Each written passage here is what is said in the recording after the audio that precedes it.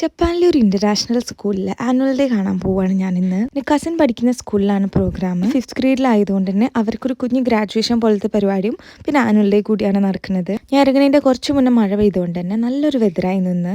നമ്മൾ അടുത്തുള്ള ഒരു ടവർ ഹാളിൽ വെച്ചിട്ടായിരുന്നു പരിപാടി നടന്നത്.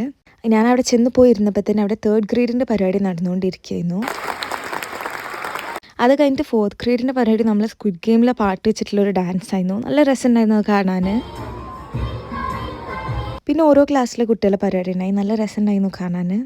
അങ്ങനെ കാത്തിരുന്ന 5th ഗ്രേഡിൻ്റെ പരിപാടി വന്നു. എന്തോ ഒരു പെർഫോമൻസ് ഉണ്ട് മാത്രമേ എൻ്റെ അടുത്ത് പറഞ്ഞിട്ടുണ്ടായിരുന്നുള്ളൂ. അപ്പോൾ പെട്ടെന്ന് കണ്ടപ്പോൾ നല്ല രസമുണ്ടായിരുന്നു കാണാൻ. ജപ്പാനിലെ ഹൊക്കൈഡോ പറഞ്ഞ പ്രിഫെക്ചറിൽ ട്രഡീഷണൽ ഡാൻസ് ആണ് ഇതെന്നാണ് പറഞ്ഞത്.